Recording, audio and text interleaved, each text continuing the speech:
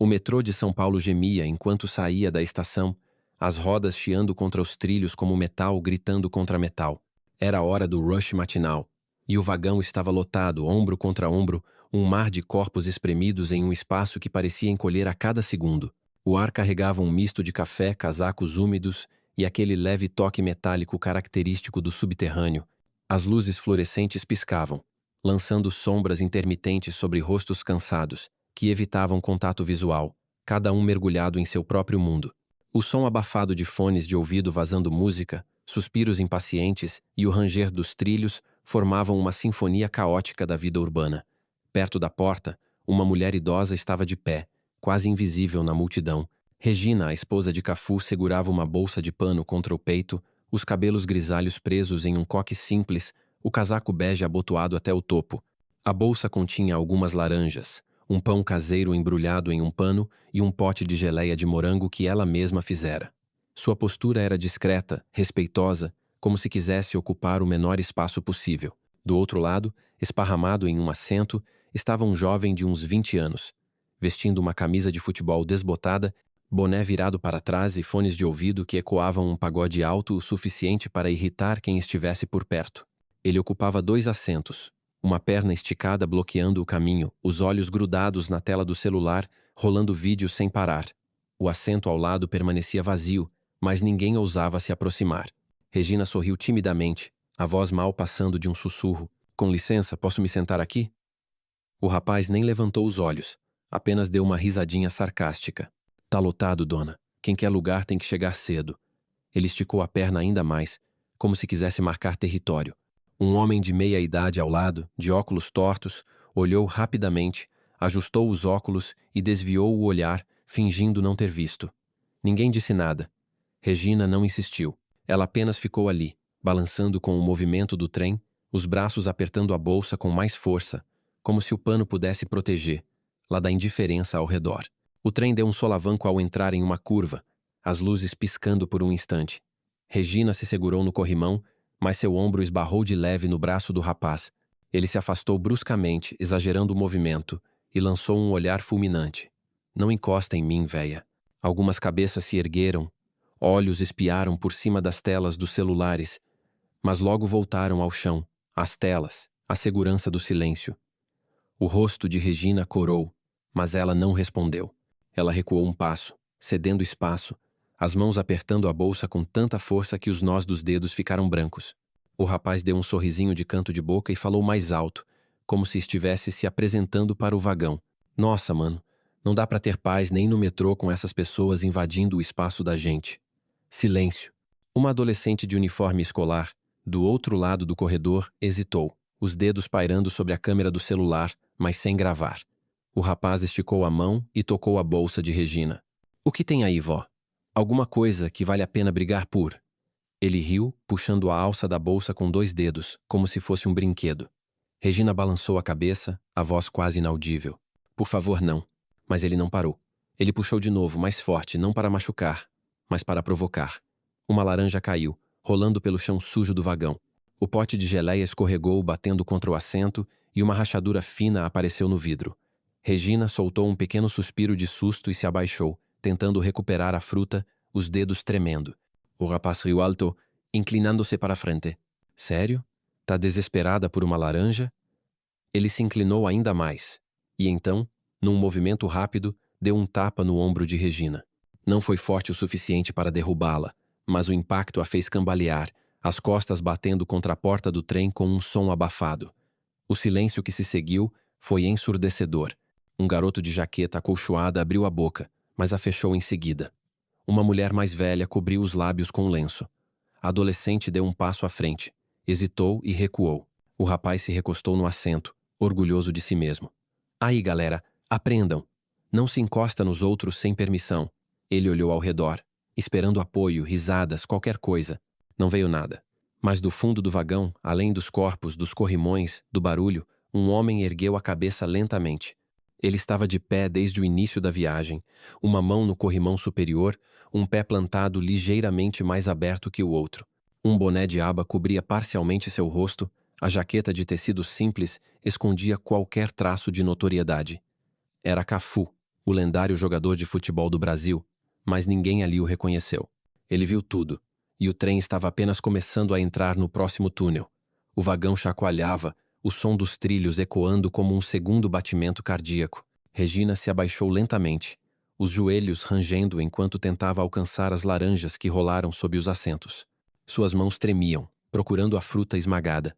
Uma das laranjas estava bem aos pés do rapaz. Ele não se moveu para ajudar. Em vez disso, soltou um suspiro exagerado, inclinou-se com os cotovelos nos joelhos e sorriu. Nossa, véia, vai rastejar agora? É só uma fruta. Regina não respondeu. Ela esticou a mão para a última laranja, que estava sob a bota dele. Ele levantou o pé, hesitou e então pisou com força. A laranja se partiu com um som abafado, o suco escorrendo pelo chão imundo como se fosse sangue. Os passageiros ao redor se encolheram. Regina olhou para cima, os olhos encontrando os dele. Ele ergueu uma sobrancelha, inclinando a cabeça como se tivesse acabado de esmagar um inseto. E aí, terminou? Regina não disse nada.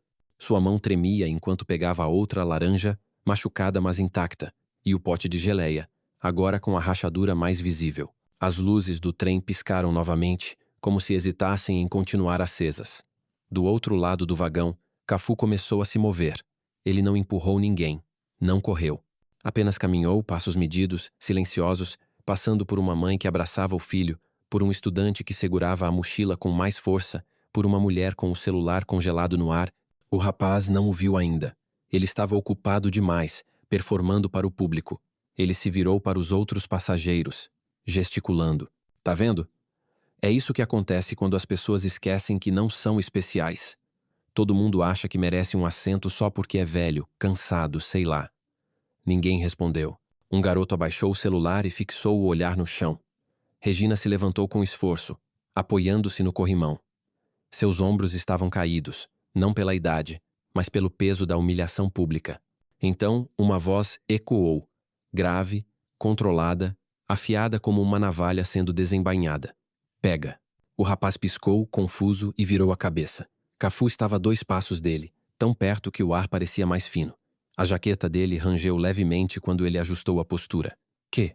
O rapaz retrucou, a voz já menos segura. Cafu não piscou. A laranja. Pega e pede desculpas. Uma onda percorreu o vagão como um tremor distante. Uma mulher deu um pequeno passo para trás. Alguém começou a gravar. O rapaz riu, mas o som saiu nervoso, forçado. Tá de brincadeira, né? Quem é você? O marido dela? O guarda do metrô? Ele se virou para a multidão, tentando recuperar o controle. Olha só, temos um herói do futebol aqui, galera. Cafu não disse nada. Ele deu um passo à frente. O rapaz se levantou, erguendo o queixo para parecer mais alto. Qual é o teu problema, velho? A voz de Cafu era como pedra arrastada no cascalho. Ela se machucou. Você fez isso. Conserta. Não havia ameaça, apenas uma afirmação tão sólida quanto a gravidade. O rapaz olhou ao redor, mas dessa vez ninguém desviou o olhar. Ele rolou os ombros, tentando se impor. Se afasta, tô avisando. Cafu inclinou a cabeça. Eu também te avisei.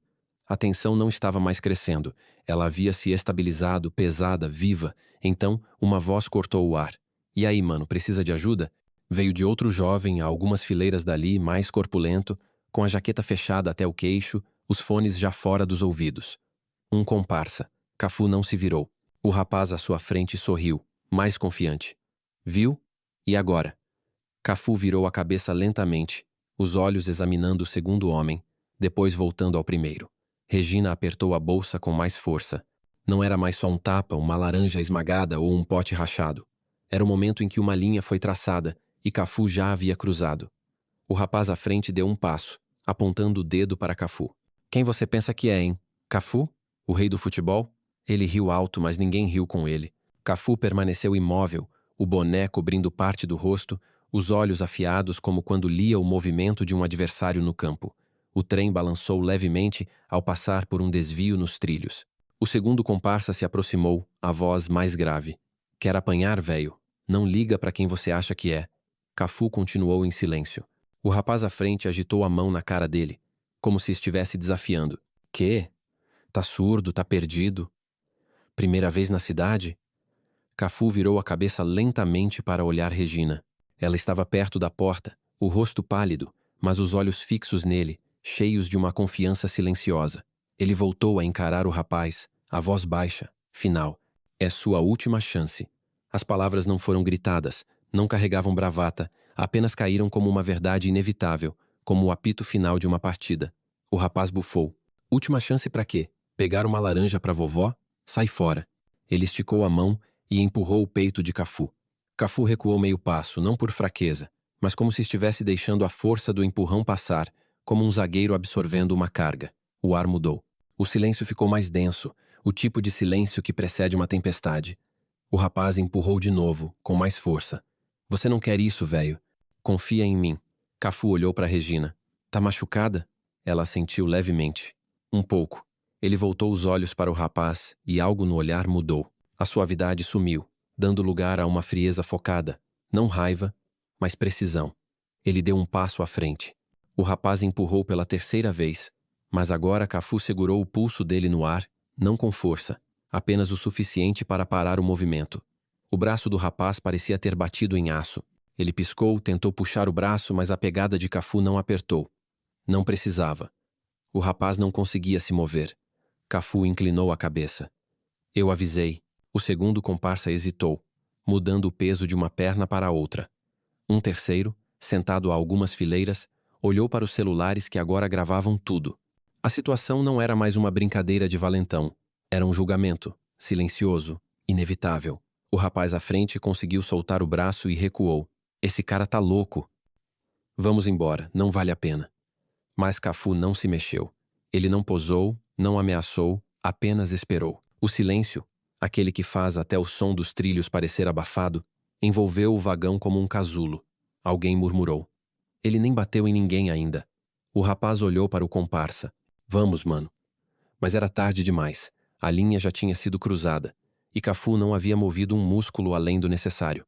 De repente, do canto mais escuro do vagão, onde as luzes piscavam e os assentos trepidavam perto da junção entre dois carros, um quarto homem se levantou. Ninguém o notara até agora. Ele usava um moletom com capuz, as mãos enfiadas nos bolsos, observando, esperando. Ele não fazia alarde, não gritava. Apenas se moveu, silencioso, deliberado. Os passageiros mais próximos se afastaram. Uma mulher sussurrou. Quem é esse? Mas não havia tempo para respostas. Enquanto Cafu se virava para Regina, o homem deu um passo à frente. Na mão direita, ele segurava um cacetete de plástico reforçado, do tipo que seguranças de shopping usam, mas com um peso extra. Ele o segurou baixo e girou. O cacetete cortou o ar em um borrão e acertou o ombro de Cafu com um som seco, como madeira quebrando. Cafu cambaleou, o corpo inclinando-se contra o corrimão. Regina gritou. Várias pessoas gritaram. Um celular caiu no chão. E assim, o vagão inteiro mergulhou no caos. O som do cacetete acertando o ombro de Cafu ecoou como um trovão abafado, cortando o ar pesado do vagão. Ele cambaleou, a mão esquerda agarrando o corrimão com força, o corpo inclinado, mas os pés firmes no chão de metal. Regina soltou um grito agudo. Cafu! A voz rasgada pelo pânico, enquanto o vagão explodia em caos. Passageiros gritaram. Alguns recuaram. Outros ergueram os celulares com mãos trêmulas. Um garoto deixou o telefone escorregar, o aparelho quicando no chão. As luzes do trem piscaram, como se o próprio vagão hesitasse em testemunhar o que vinha a seguir. O homem com o cacetete, capuz cobrindo metade do rosto, ficou parado sobre Cafu, respirando pesado, o peito subindo e descendo. Seu olhar não era de triunfo, mas frio, mecânico, como se aquilo fosse apenas um trabalho a ser concluído. Ele limpou o suor da testa com a manga, os olhos varrendo a multidão. Tá vendo? É só isso. A voz dele era baixa, quase entediada, como se derrubar um homem fosse rotina. Cafu, ajoelhado, o ombro sangrando sob a jaqueta rasgada, parecia, por um instante, vencido. O sangue escorria, manchando o colarinho, pingando no chão em gotas escuras. Um passageiro murmurou, a voz tremendo. Meu Deus, ele matou o cara? Outra voz, mais fraca, respondeu. Não, ele tá respirando, olha. O primeiro valentão, ainda encolhido perto da porta, riu nervoso, a voz falhando. Eu disse, só um velho metido a herói. Regina caiu de joelhos ao lado de Cafu, as mãos tocando o peito dele, os dedos trêmulos sobre a jaqueta. Cafu, por favor, olha para mim. A voz dela quebrou, um soluço preso na garganta. Ele não respondeu. Os olhos estavam semicerrados, o rosto contraído pela dor. O homem com o cacetete ergueu o braço novamente, pronto para outro golpe. Regina se levantou de repente, os olhos arregalados, a voz cortante apesar do medo. Para! Não era um grito, mas uma ordem, firme como uma mãe defendendo um filho. O homem hesitou, o cacetete suspenso, e deu um sorriso torto. Fica fora disso, dona. Ele deu um passo à frente, o cacetete balançando na mão. Foi então que o pé esquerdo de Cafu se moveu, quase imperceptível. Ele plantou a palma da mão no chão, o outro braço encontrando o corrimão. Lentamente, como se cada movimento fosse uma decisão, ele começou a se erguer. O sangue escorria do ombro, traçando um caminho vermelho até o pulso, mas ele não vacilou. Seus olhos, agora abertos, fixaram-se no homem do cacetete, e algo naquele olhar fez o ar parecer mais pesado. O valentão piscou, o cacetete de repente mais difícil de segurar. Cafu se endireitou, a respiração controlada, o boné ainda firme na cabeça. Ele não falou, mas seu corpo dizia tudo. Agora é minha vez. O vagão não estava mais em pânico. Estava carregado, como um instante antes de um gol decisivo. Cafu ficou de pé, o ombro sangrando, mas a postura sólida, como se o golpe tivesse apenas acordado algo dentro dele. O homem do cacetete tentou atacar de novo, girando o cacetete em direção ao peito de Cafu. Mas Cafu era rápido, como nos dias em que deslizava pelo gramado, antecipando cada movimento. Ele deu um passo para dentro do arco do golpe, o corpo inclinando-se com a precisão de um drible. Sua mão esquerda subiu, bloqueando o pulso do atacante, parando o cacetete no ar. Então, com um giro de quadril, ele puxou o cotovelo do homem, usando o próprio impulso do valentão contra ele. O cacetete caiu, rolando pelo chão com um som oco. Os passageiros arfaram. O homem tentou puxar o braço, mas Cafu deu outro passo, a mão direita pressionando o peito do atacante, um empurrão leve, mas tão preciso que o jogou contra o corrimão.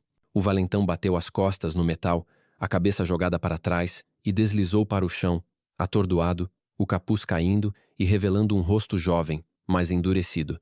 Cafu não o seguiu. Ele se virou, o sangue ainda escorrendo, e olhou para o primeiro valentão, aquele que havia esbofeteado Regina. O rapaz, agora de pé contra a porta, congelou, os olhos arregalados, o corpo encolhido como se quisesse desaparecer. Cafu deu um passo na direção dele. Só um. Foi o suficiente.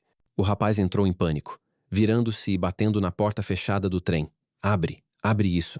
Ele socava o painel de emergência, a voz estridente, mas o trem ainda estava no túnel, as portas trancadas. Cafu não correu atrás.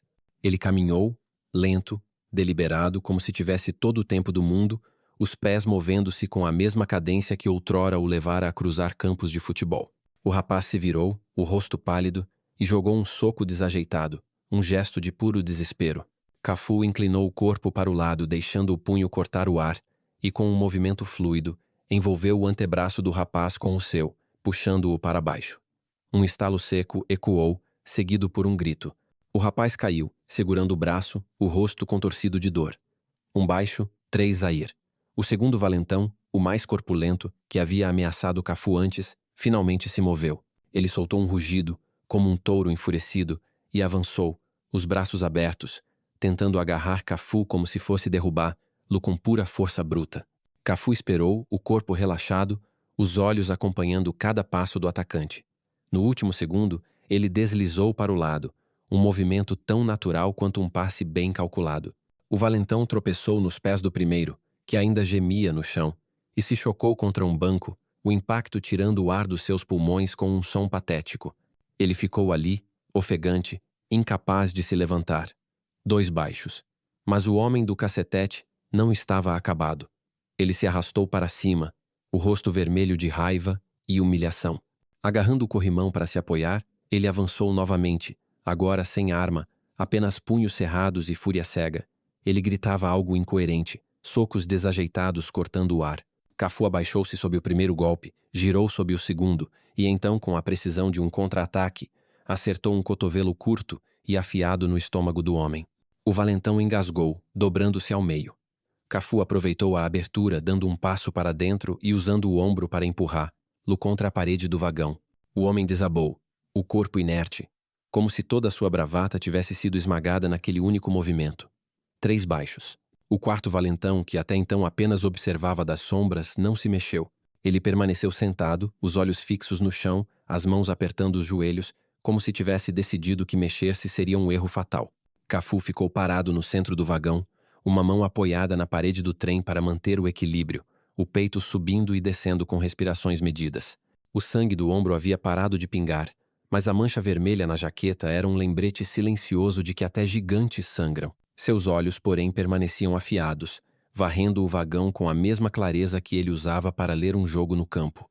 Os passageiros, que até então estavam paralisados, começaram a se mover, não para fugir, mas para se aproximar, como se atraídos por uma força invisível. Um garoto de boné, não mais que 13 anos, puxou a manga da mãe e sussurrou: "Mãe, é o Cafu, né? O Cafu de verdade?"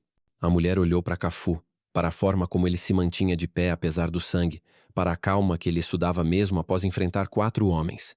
Ela assentiu, os olhos marejados. "É ele, filho." Uma mulher perto da porta murmurou para si mesma: "Ele nem precisou socar ninguém até agora." Outro passageiro, um homem de terno amassado, tirou o fone de ouvido e disse, baixo: "Nunca vi nada assim, não na vida real." Cafu se virou para Regina. Ela estava de pé, a bolsa rasgada ainda apertada contra o peito, os olhos brilhando com lágrimas que não caíam. Ele se abaixou, pegando a bolsa do chão. Dentro restava apenas uma laranja, machucada, mas inteira. Ele a entregou a ela, a mão firme, o gesto gentil. As mãos dela tremiam ao receber a bolsa, mas ela sentiu, um gesto que não era de medo, mas de reconhecimento, de quem sabia exatamente quem estava ao seu lado. O vagão ficou em silêncio. Um silêncio diferente agora. Não de tensão, mas de reverência. Ninguém aplaudiu, ninguém gritou, mas todos sentiam que algo monumental havia acontecido. Enquanto o trem avançava pelos túneis de São Paulo, Cafu pensou nos dias em que corria pelas ruas de Jardim Irene, um menino magro com sonhos maiores que o mundo. Ele se lembrou das tardes quentes, chutando uma bola de meia com os amigos, desviando de buracos e driblando adversários imaginários. Lembrou-se do Maracanã, do peso da camisa amarela, do rugido da torcida quando levantou a taça em 2002. Mas, acima de tudo, lembrou-se de Regina, a mulher que esteve com ele desde os dias em que ele não tinha nada além de esperança. Esse pensamento o ancorava, mantinha sua respiração firme, seus movimentos precisos. Ele não estava ali por glória. Não era sobre ser uma lenda. Era sobre proteger quem amava. O trem começou a desacelerar, o som dos trilhos mudando de ritmo, como um coração que volta ao normal após uma corrida.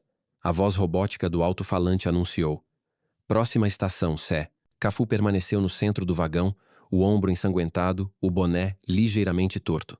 Regina segurava seu braço agora, a cabeça repousando suavemente contra ele. Eles enfrentaram os últimos segundos da viagem não como heróis de um espetáculo, mas como um casal que apenas queria chegar ao próximo destino. Mas nada naquele momento era comum. Um menino perto da saída de emergência abaixou o celular, como se percebesse que aquilo não era apenas um vídeo para as redes. Era algo maior. Uma mulher de lenço colorido apertou a bolsa contra o peito, os olhos fixos em Cafu, como se tentasse gravar cada detalhe dele na memória. Um homem de paletó, com um fone Bluetooth, simplesmente o retirou do ouvido e guardou no bolso, o rosto sério. O primeiro valentão, ainda segurando o braço deslocado, estava encolhido contra a porta, o rosto pálido, o orgulho reduzido a nada. Ele olhou para Cafu e pela primeira vez entendeu que havia mexido com um homem errado. Cafu não olhou para ele, não olhou para ninguém. Seus olhos estavam fixos na porta à frente, esperando que ela se abrisse, como se aquele fosse apenas mais um dia, mais uma estação. O trem parou com um chiado, as portas se abriram, deixando a luz fraca da manhã invadir o vagão. Cafu virou-se para Regina. "Pronta?" perguntou, a voz suave como se nada tivesse acontecido. Ela assentiu, um leve sorriso nos lábios. Ele colocou a mão gentilmente nas costas dela e a guiou para fora. A multidão se abriu, não por medo, mas por respeito. Quando pisaram na plataforma, um homem ainda gravando com o celular sussurrou para si mesmo: "Esse é o Cafu." Cafu não olhou para trás, mas todos no vagão sabiam que jamais esqueceriam o momento em que ele sangrou, lutou e permaneceu de pé. A plataforma estava calma, não silenciosa como o vagão, mas com um murmúrio suave, como se a cidade estivesse prendendo a respiração por um instante. Cafu e Regina caminharam lado a lado, as botas dele e os sapatos dela tocando o piso de azulejos com um ritmo tranquilo. As portas do trem se fecharam com um baque pesado, e os passageiros lá dentro ainda estavam imóveis, os celulares ainda erguidos, os lábios entreabertos, tentando processar o que haviam visto. Os 4 valentões no chão mal se mexiam, nenhum deles com coragem ou força para seguir Cafu. Ele guiou Regina pelos pilares da estação. Depois, por outro, o braço dela seguro no dele. Ela caminhava mais devagar que o normal, ainda abalada, mas não tropeçou. Ele ajustou o passo ao dela, nunca apressando, apenas acompanhando. Quando chegaram à escadaria, o barulho da cidade voltou. Buzinas, vozes, o canto agudo dos pombos brigando por migalhas. A luz do sol atravessava as grades da saída, espalhando-se pelo concreto. Cafu puxou o boné um pouco mais para baixo, cobrindo os olhos. Ninguém na rua o reconheceu. Ninguém perguntou nada, e ele não ofereceu respostas. Um ônibus parou do outro lado da rua. Um ciclista passou zunindo. Uma mulher riu alto ao telefone, alheia ao que havia acontecido abaixo do chão. A vida seguia, sem saber que minutos antes, uma linha havia sido traçada e cruzada. Cafu tirou do bolso a lista de compras que Regina havia escrito naquela manhã. O papel estava amassado, uma ponta manchada de sangue do ombro dele. Ele leu com a mesma atenção que dedicava a um plano de jogo. "Ainda quer as laranjas?" perguntou a voz leve, quase brincalhona. Ela sorriu, um sorriso que carregava anos de cumplicidade. "Só se estiverem maduras." "Sempre estão," ele respondeu, os olhos brilhando por um instante. Eles viraram a esquina, entrando em uma mercearia pequena, o sino da porta tilintando ao abrirem. A rua engoliu seus passos, como se fossem apenas mais um casal em um dia qualquer. Mas, para aqueles que estavam no vagão, para o garoto que agarrou a manga da mãe, para a mulher que apertou a bolsa, para os valentões que pensavam que poder vinha do barulho, aquele não seria apenas um trajeto de metrô. Seria o dia em que viram um homem sangrar sem cair, proteger sem rugir, permanecer de pé sem precisar ser erguido.